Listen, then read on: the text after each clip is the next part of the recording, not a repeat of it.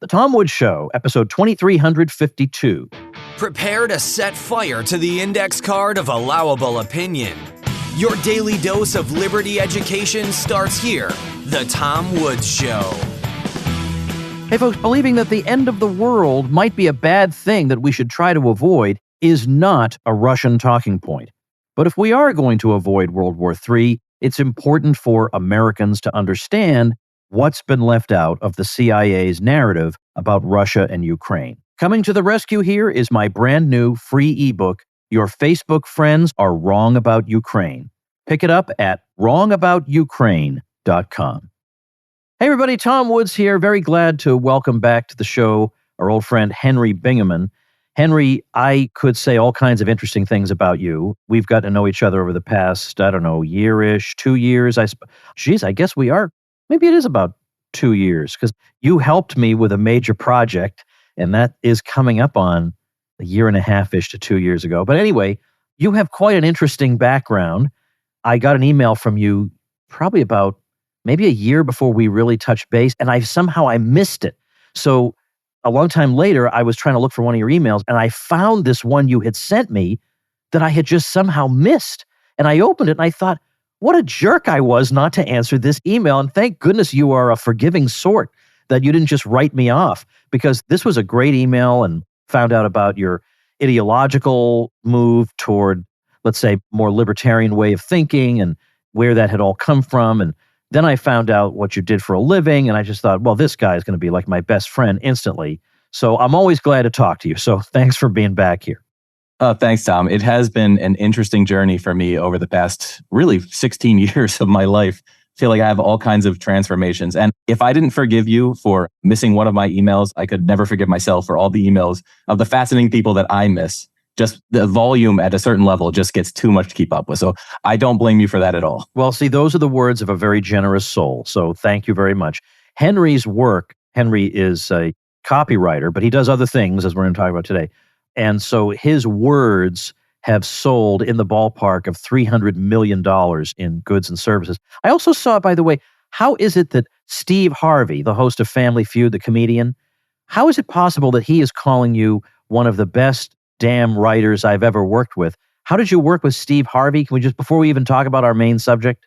Well, so that was a kind of funny story. So I worked pretty closely with Damon John for a couple years of Shark Tank fame. And they were raising money for this startup called GameStar, which is a really cool, it's kind of like the Netflix, but for online games. So you have trivia nights, and Family Feud was the one he hosted. So he was actually the host of this video game version of the interactive family night game show that you could play on your TV. It's a really cool concept. So I was working with Damon John. They were trying to raise money for this startup. And so I wrote the promotion for it. And so I wrote a video script. And I was really nervous about this, writing a video script for Steve Harvey, because I mean, he's hilarious. He's a comedian, and you're trying to be funny in another comedian's voice. So I watched, probably 60 hours of clips of Steve Harvey talking and his backstory. And I wrote this 15-minute script. And now I've done a lot of video scripts for famous people in different ways and just other experts in their fields. And normally people can read for about 5 minutes without messing up. Maybe 2 minutes is probably more close to accurate. But I wrote 10 or 15 minutes of straight script for Steve Harvey, and him and Damon John went through it in one full take with no stops. So first of all, I'm a white guy from Pennsylvania. Now, I was raised in the inner city, but I was trying to write in Steve Harvey's voice. So I was very nervous because I'm using Black vernacular slang, and nobody wants to be accused of anything or trying to appropriate culture, even though, I'm not very politically correct, but I don't want to insult or offend anybody. So he gets done this full read that he does in one shot with Damon John, and he walks out and he holds up his hand and he goes, "Who wrote this script?" And first of all, he knows me through email, so he doesn't recognize me by face because we've just been going back and forth on the script through email. And I step up nervously, I raise my hand, and he goes, "Man, this is the best damn script I ever read. You nailed my voice. You got everything about this right. You didn't mess up a single fact. You're one of the best damn writers I've ever worked with." That is and that's amazing. All on camera. So I was really relieved. It was a roller coaster of emotions on that particular shoot. Well, I'm glad I asked about that. So let's talk about what we want to talk about today. And that is a topic that some people may say, oh, I have no interest in this. But yeah, you do, because even if it doesn't affect you directly, it affects your fellow citizens and we should have some fellow feeling for other people. But we want to first say something about what's going on in traditional employment, because we are going to talk a bit about freelancing and alternative ways of making your living in an extremely hostile world. I look back now on some of the libertarian talking points that I used to spout, and in theory, I could sort of acknowledge them still, but I think I was very, very much understating the problems with sometimes with private employers. My attitude was, well, if the private employer is being abusive to you, well, then that employer will suffer a bit and will have trouble retaining employees, and you can always go to another one, whatever. And that is just, I mean, yeah, I guess there's something to that, but that is not a very satisfying answer for people who are genuinely in very, very rotten situations. So I do want to talk about, since thank goodness I'm not on the job market, but some of my kids might be at some point, what's going on in particular, what makes 2023 different from 2003? Well, I mean, we could go back to 2003 and still point out that it wasn't ideal. We talk about liberty, and the state uses coercion in different ways than private companies, right? So the state is by far a worse actor than private companies, but we want to call ourselves free people. And then we voluntarily sign up for things where, we have to keep our mouths shut if we don't agree with the boss. We have to wear what they want us to wear. We're on their timeline. We have to ask permission to go on vacation. And the world just was never like that before kind of the 1940s, really. Maybe you go back to the industrial age, some of the manufacturing jobs that appeared. But the natural state of man is not to be controlled by another person just for a paycheck. But if you take it to today, you go with the diversity, equity, inclusion stuff, the ESG, the environmental, social governance. The government now is forcing these companies to implement more and more crazy rules. So there's no meritocracy at all in the hiring practices anymore. There's no, I'm not sure how to say it, that you're forced into a box, an ever shrinking box. You have to be so scared of losing your job all the time because these companies have these boxes they have to check because BlackRock owns them. And BlackRock is pushing the government in certain directions. I mean, I know we talk about sometimes in the libertarian world about the concept of the cathedral, but this really is a multi-pronged approach that's attacking your freedom. And it's just getting worse and worse. Corporations are just not good places to work. Now, there's great bosses out there. There's great companies, especially small businesses. And I'm not saying that every employer is bad, but I'm just saying this arrangement of employment, it's perverse right now in the way it works. So what does this mean for the average person? I mean, in the sense that I think most people are kind of stuck in the mentality that we might have had, let's say in 1980, where the thinking is you go to college and then you wait for somebody to tell you that you're useful, and then you go work for them. And as I say, and as you say, there's nothing inherently wrong with that. For some people, that is the best thing, and that's all they want to do. I don't want to do anything else. I'd rather have this kind of arrangement. I'm not saying there's anything bad about it inherently, but I think the problem is, I was mentioning in one of my emails the other day, my friend John Thornhill posted on Facebook something that I think speaks very much to the way people have been conditioned to think about what they're expected to do. He posted something, kind of a joke, but there was a lot of truth to it. Quote, "I'm starting my own business." 2 likes. Quote, "I just got a new job." 1,425 likes. Now, why is that? Why is it so skewed that way that we maybe are patronizing toward the one? Good luck with that. That's right. But hey, I just got another job. And again, there's nothing wrong with per se with getting a job. But for me, the idea of getting a job and having to be answerable to somebody I might not even respect, or my time is already allocated for me, I don't find that desirable. I would like to see the number of likes in these two things balanced out a bit more. So I think some people, in effect, they're not sure what their options are, is what I'm driving at. Yeah. And so they think, well, okay, I have my degree. What's the next step? Well, they've told me that now I send out resumes. And again, maybe even in the first part of your life, it could even be a good idea to do that and build up some experience and credibility and whatever. Maybe it can make sense in that way. But there will, I think, still be a lot of people yearning for an arrangement that gives them more flexibility to live, frankly. Sure. I think what you said there is like, what's the next step is the key point. It's that it's not what's the next thing I should do, it's what's the next thing I'm supposed to do. And that's the question that we've been trained since elementary school all the way through college to ask. It's like, what is the next society approved step for me to take? And that would be get a job or go for the promotion. But nobody asks themselves, like, again, I fully support if you're happy in the job that you have, that's great. You're happy working for someone else. And there's a lot of people out there that are, they call them entrepreneurs, right? They work for another person, but they really have a huge stake and investment and they find fulfillment from doing that job. And that's great. I wouldn't encourage those people to like reconsider their lives as long as it's making you happy. But too many people, I think it's something like 67% of employees in the US feel they're underpaid, which is, I mean, if you feel you're underpaid and unappreciated, what are you doing there? And the honest answer is you've been trained that this is the responsible adult thing to do. And it creates an illusion that there are no other options. And there are so many more options. There's a lot of regulation in this country, but there's still a lot of ways around that. I was talking to, this is a bit of a diversion, but I was talking to Matthew Sursley on my podcast, who Matthew's an attorney and tax advisor that you introduced me to, actually. I met him at your School of Life last year. And I titled the podcast episode this because it was so good, but he calls it malicious compliance, that there's so many laws on the books that the government doesn't want you to take advantage of. So you can maliciously apply them to make your own situation better. And I think the employment laws are a lot like that. And this kind of transitions to the fact that most people could be taking the same skills they have right now and applying it to a freelance career and have a much higher income, much more job security, and much more fulfillment and enjoyment from their work. But here's the thing. A lot of times people hear this, they get very cynical about it. They feel like, yeah, maybe you're some kind of snake oil salesman trying to sell me something. I'm very content in my job and whatever. And I don't know. Maybe they are, maybe they aren't. But again, I think of a guy like John Bush.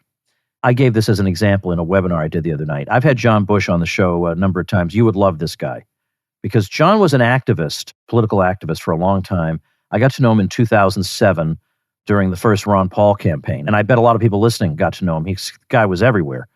And he was basically dirt broke for years. And he said, I used to have the mentality that I was sticking it to the man by being broke because then they couldn't tax me. I couldn't contribute to the war machine or whatever. And so he took a perverse pride in being broke. But then he started having kids. And one of the things he did was he had a libertarian bookstore in Austin, Texas called Brave New Books. Now you can imagine how difficult it would be to make a living running a libertarian bookstore, and particularly in Austin, Texas. Although these days there are more libertarians there than there were then. Or it's gone from 5 to 10 of them. Yeah, exactly. I know, but they're all influential, the 10. They have big book budgets. But anyway, he finally decided, I cannot live this way anymore. I cannot live this way. And so he just started learning, okay, well, what do I do to provide genuine value to people? And he's done all kinds of interesting things.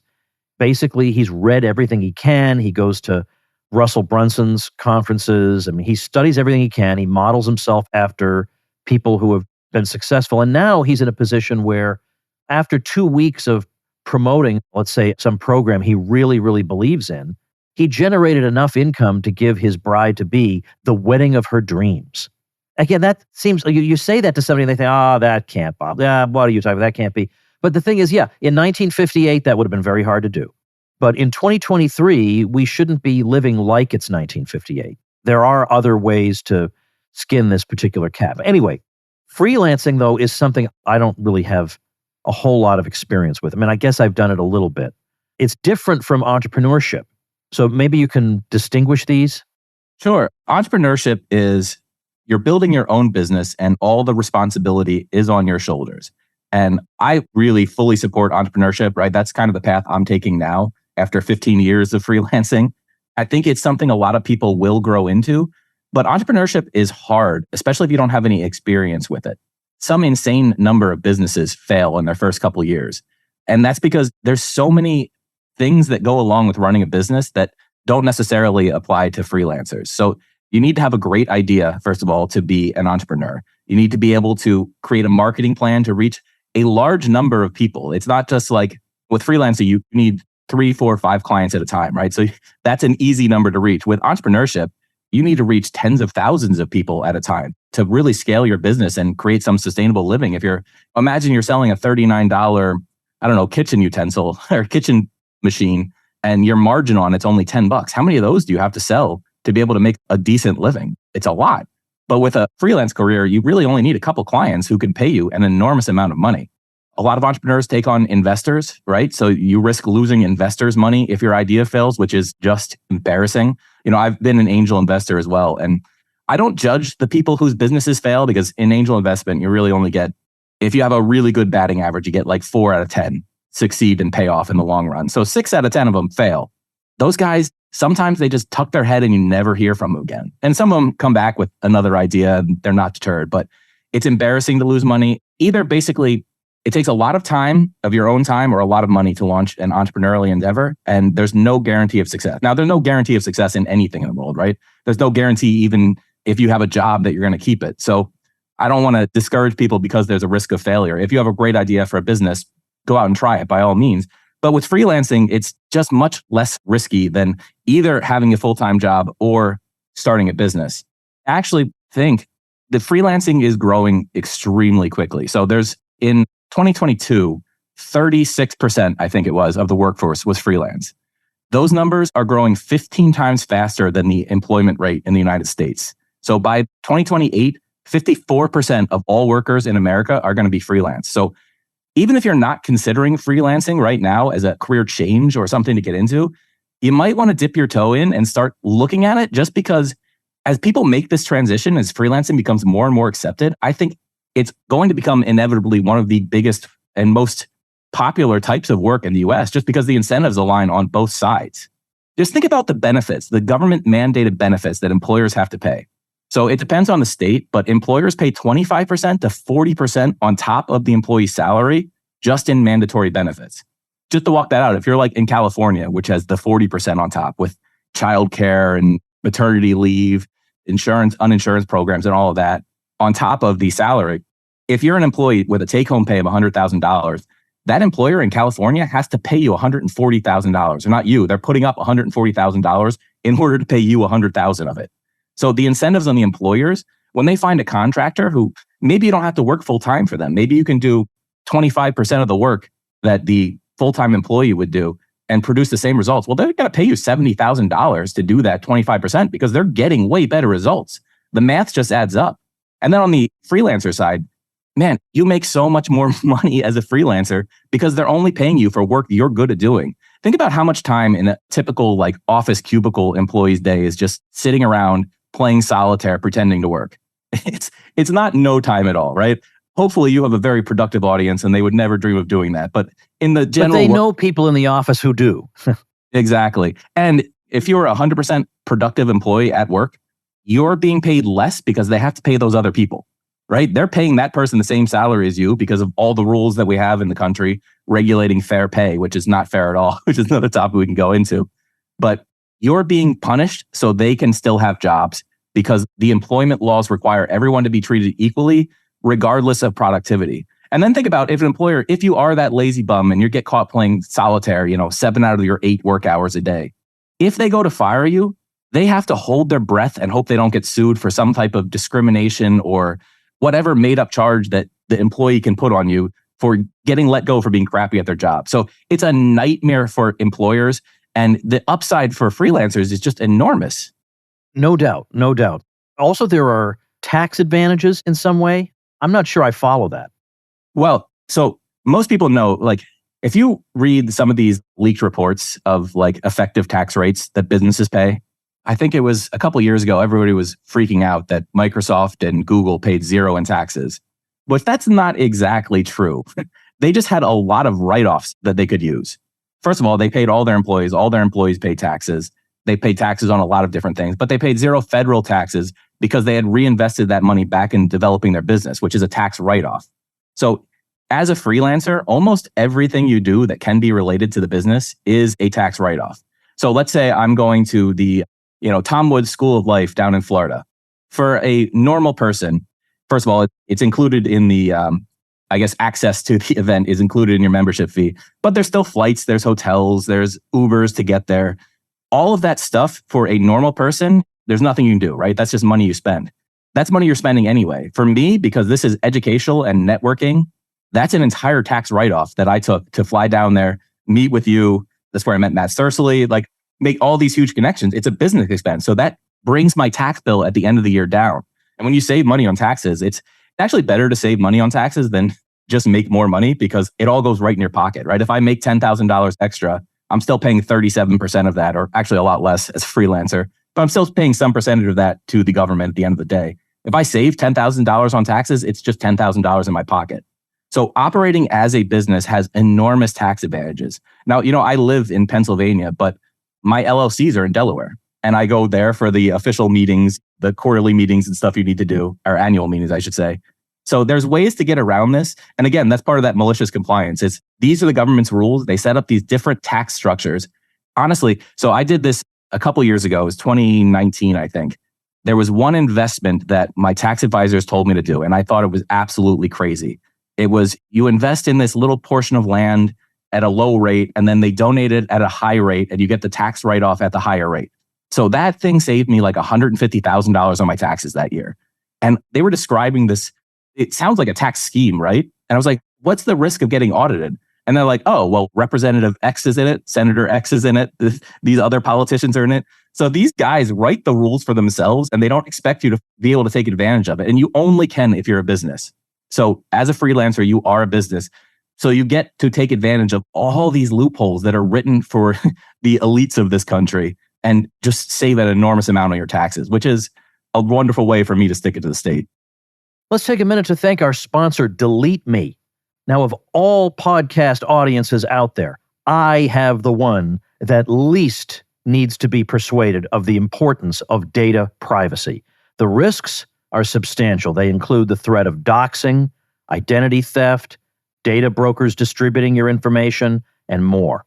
Thankfully, a service called Delete Me can help keep your private information private. You do not have to be a techie at all to use it. It's as easy as can be, as I can attest from my own sign-up experience. And the thing just works.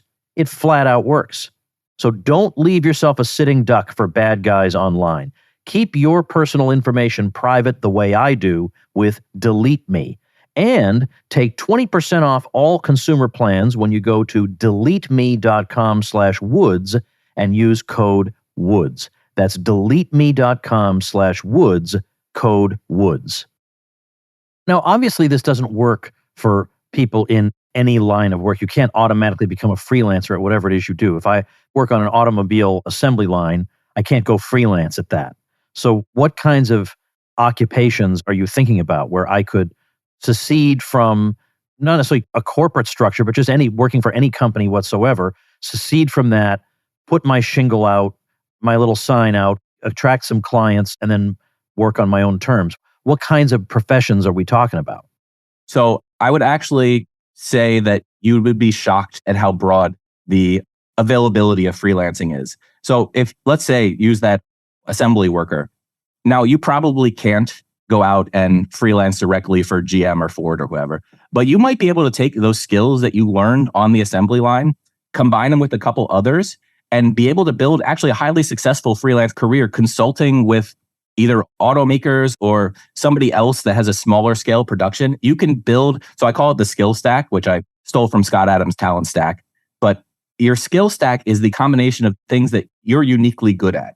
And if you put them together in a way that you can pitch to clients, you'd be surprised at how enormous the role of freelancing is in the economy. Like I said, it's going to be over half the economy by 2028.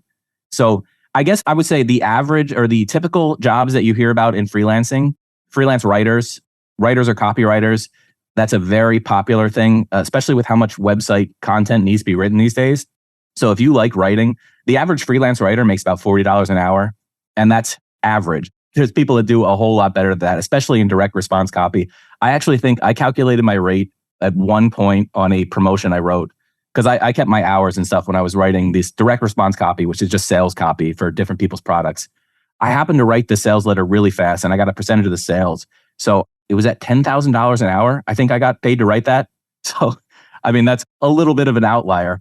But computer programming is another huge one. Programmers average about $70 an hour. Again, that's the average. If you have a bit more refinement and you can position yourself better, you can get paid more. Graphic design is a huge one.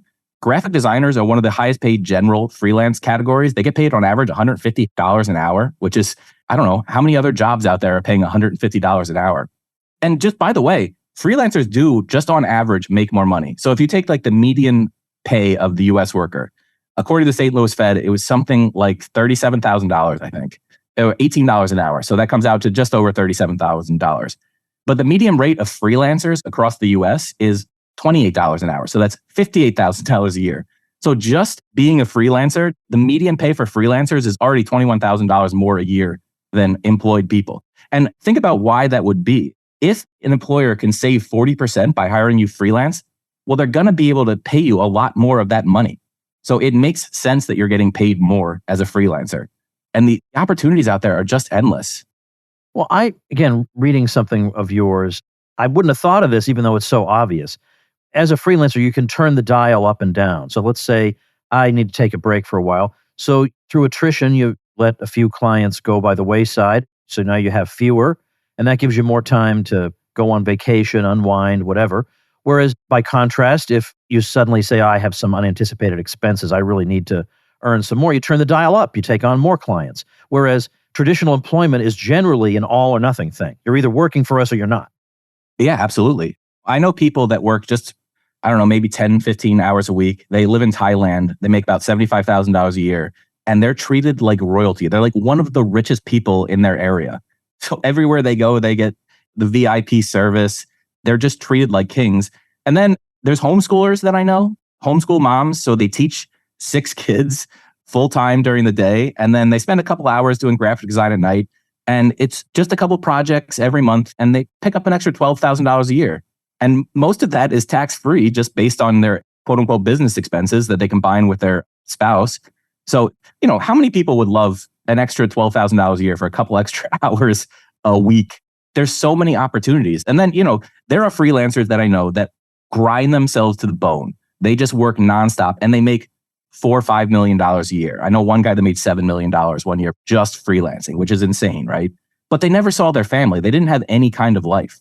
One friend in particular, he scaled back a lot since then because he drove himself so crazy. But one $7 million year is enough for a lot of people to justify that kind of 1 year away from your family. So it really is kind of up to you. The other thing I guess I should point out is I mentioned earlier that freelancing is safer than both entrepreneurship and employment.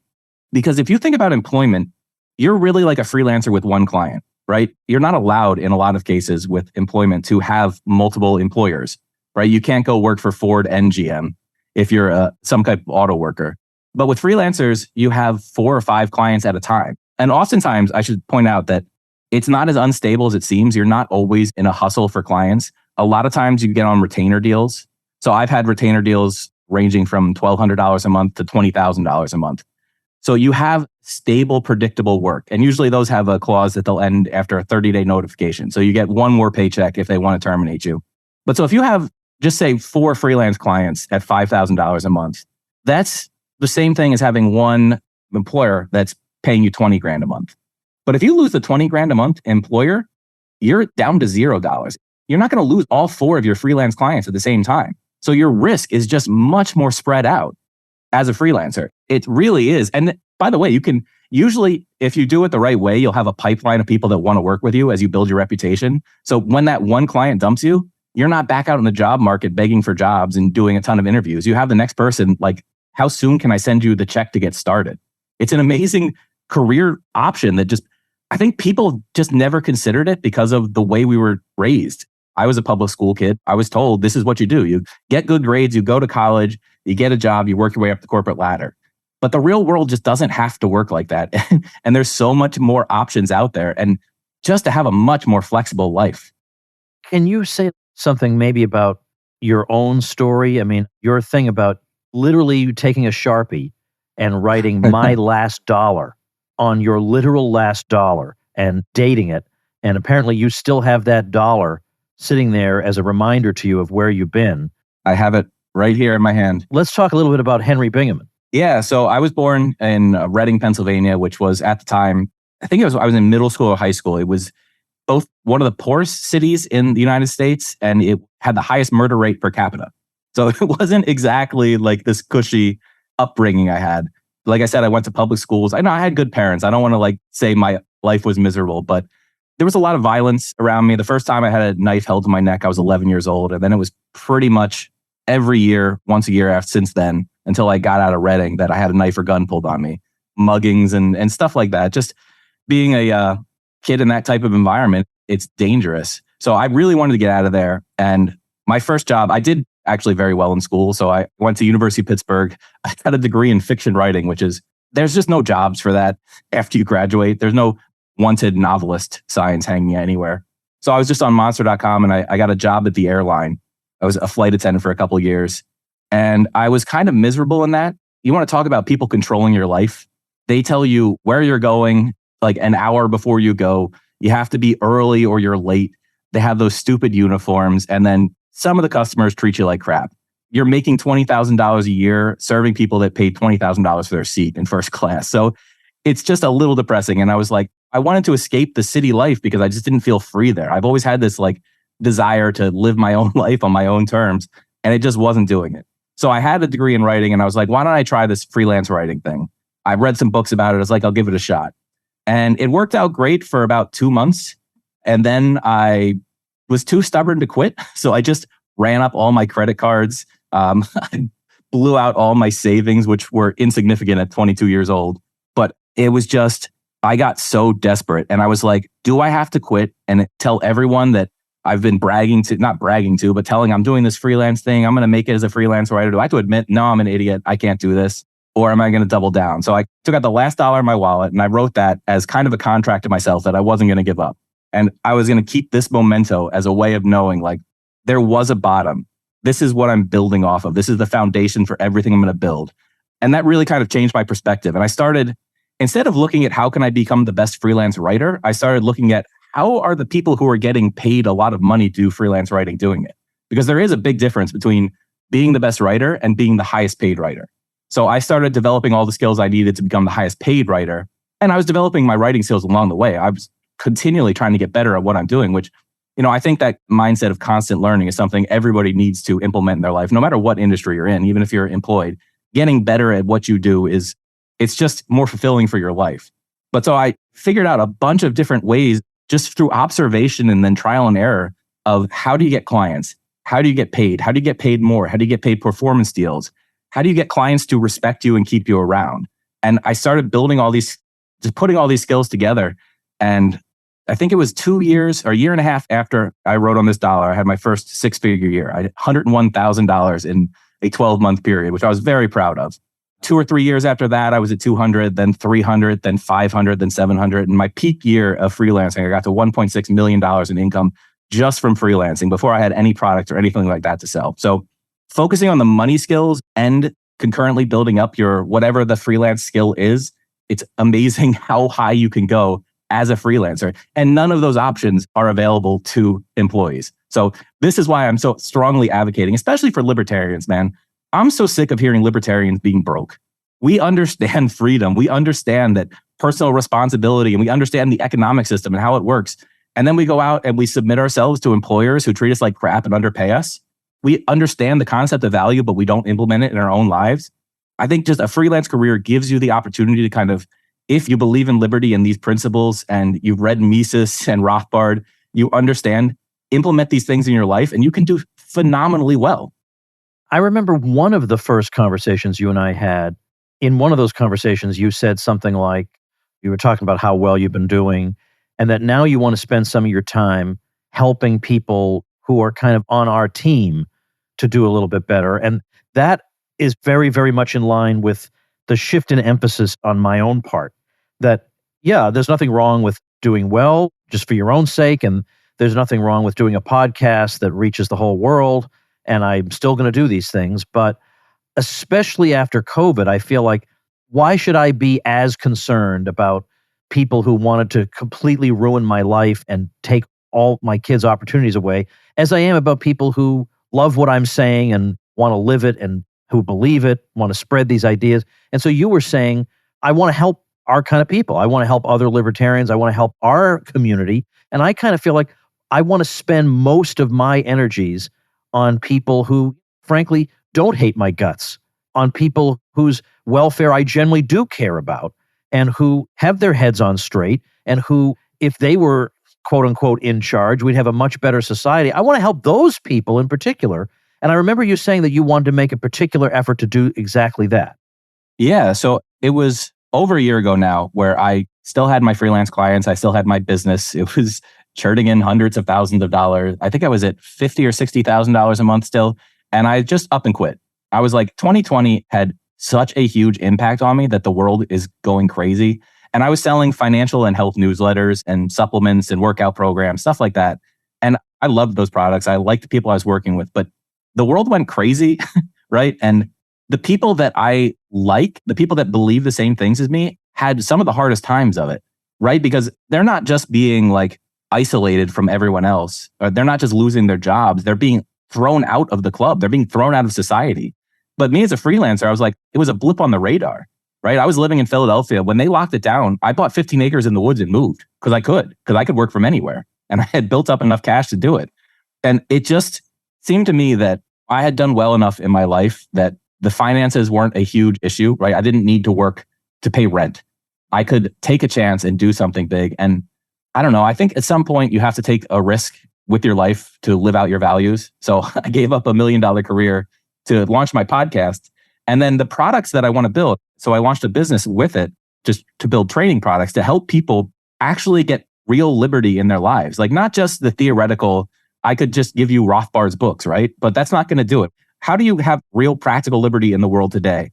And so that's what I've been focusing on a lot because I don't know, what's the point of any of this if we don't make a difference, if we don't make an impact, if we don't have any type of dent in the world that we've left behind? So yeah, that's why I created the podcast. That's why I launched the business. That's why I've released my first couple of products. And I'm really proud of what I've been doing. And people are responding really well. And people are actually making changes in their life. And it's scary to me because some people are quitting their jobs and going freelance. And I'm like, well, I hope I gave them good advice. But it's been working out phenomenally for the people that have done it. So, I mean, it's just great to see. It's so fulfilling. It makes life so much more meaningful, I feel like, so much more satisfying to do something that actually impacts people's lives. And you've been doing that. You were a hero through COVID. You were actually making an impact of people going, well, I'm not crazy. There's this very logical case. And then they see you growing and thousands of people listening. And so that's kind of what I want to do. I want to build an army of liberty-minded people who can stand up and say, like, when the government goes crazy the next time, which is probably tomorrow at this rate, they can stand up and say, yeah, no, shove it. I'm not doing that. I don't have to do that. You don't have any control over me. So that's kind of been my focus for the past year and a half or so. Hey, everybody, let's take a minute to thank our sponsor, StartMail. When we think about privacy online, it's easy to forget email. But your emails are full of all kinds of personal and sensitive details, maybe financial information, health information, login credentials, whatever. StartMail is the secure email service that keeps your inbox safe. Regular emails of the sort you would have with your quote-unquote free email provider are like open postcards. They're accessible to cyber criminals, companies, even government agencies. Popular services like Gmail and Yahoo scan and analyze the content of your emails to generate targeted ads. They keep copies of your emails, sometimes for months after you deleted them. Why make your life an open book when you can have StartMail? StartMail is ad-free and secure, so you can have secure email communication without surveillance, without ads. You get world-class encryption, so even if your recipient doesn't use encryption, you can send encrypted emails with StartMail. Your confidential messages stay private, and when you delete an email, it's gone forever. And it's hassle-free. You may be thinking, oh, this is a great idea, but I don't want to transition.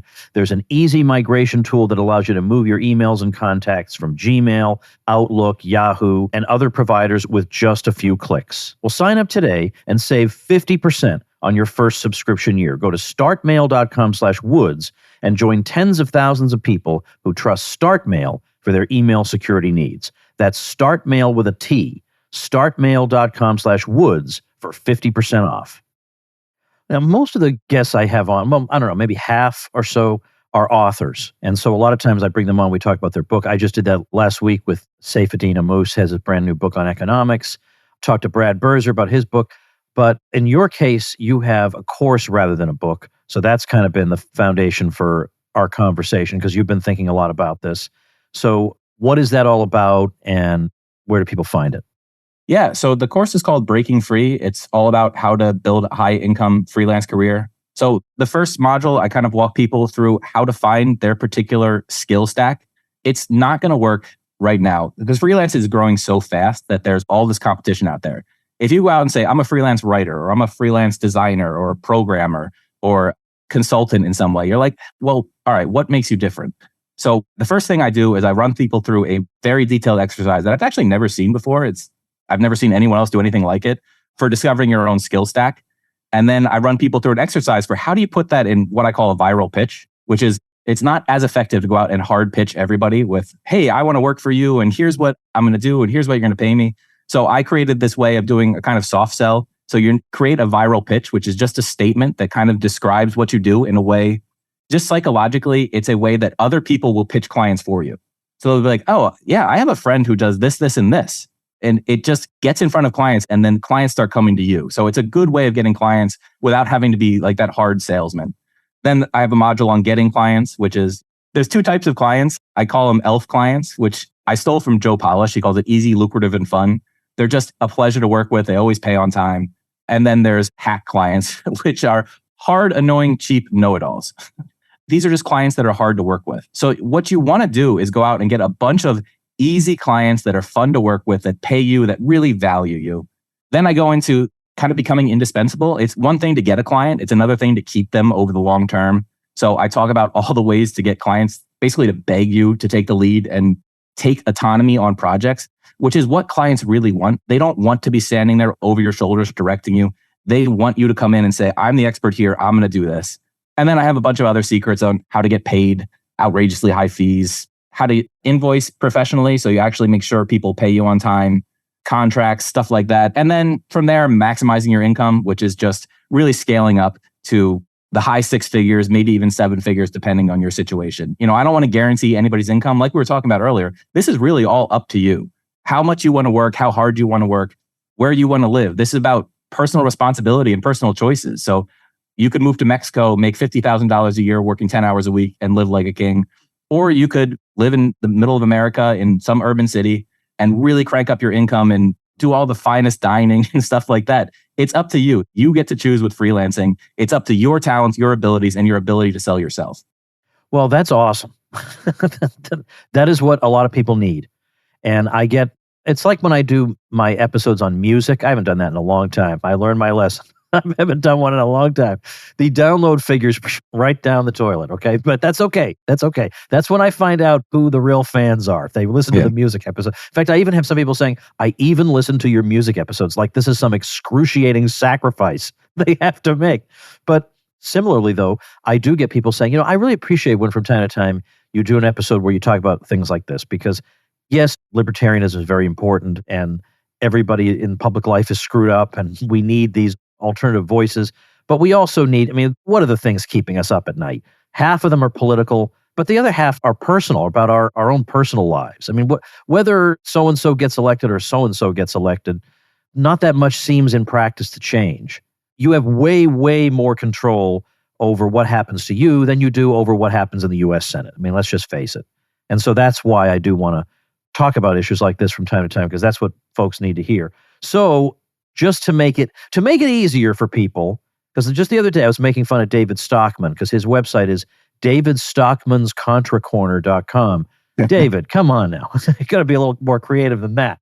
So you can get right to Henry's course at tomwoods.com/Henry. So there you go. Simple as that. Yeah. The one thing I want to say, if you do choose to get in here, one of the best things you can do for a freelance career, or really, even if you want to do a freelance career as a side hustle, just to kind of dip your toe in the water, is build up your community. And one of the things that I did do with my course, which I feel a little crazy for doing this because I could charge a lot of money for it, but I'm giving people lifetime access to my private community, it's not like a Facebook group or anything. This is on my website. It's a very expensive software actually that I paid for. But you network with a lot of other like-minded freelancers. I do a monthly Q&A, so there's actually a back and forth. Like this is not about just here, take the material and go do it, right? Good luck. This is really about building that community of freedom-oriented people who are going to enter this career space and build businesses together. I really believe one of the best ways to spread liberty is to live a life that people want to emulate, right? And so if we can do that together, I think we can actually, by doing this, building a bunch of high-income freelancers, when people look up to you, they're going to want to know what else you're thinking about, what else you believe, how did you get here? And so I think this community is a huge aspect of what I'm trying to do, just with my entire like new direction in life. So I did want to throw that out there, that there is the community aspect and the networking and the live coaching that goes with it. Well, as I have found, that can make all the difference, especially because sometimes if you're doing something by yourself and then you hit a snag or something, maybe you just give up, but you shouldn't want to give up, right? But it's easier not to give up if you can just go and talk to people and they get you back on track, or they give you advice, or you make a connection or whatever. And that just works a whole lot better. And people like to make fun of libertarians, like we don't care about community because we're all individualists, but that's just a lie. Yeah. When we say we're individualists, we just mean we don't want to be coercively added to some community and then coercively charged for the privilege. Beyond that, we're like anybody else. We belong to all kinds of different groupings. And this is a great way to belong to a professional one. So tomwoods.com/Henry. Henry, I appreciate your time, and I'm looking forward to seeing you in New York City next month. Absolutely. I'm looking forward to it, Tom. Thank you. And thank you, ladies and gentlemen. Become a smarter libertarian in just 30 minutes a day. Visit tomwoods.com to subscribe to the show for free, and we'll see you next time. Like the sound of The Tom Woods Show? My audio production is provided by Podsworth Media. Check them out at podsworth.com.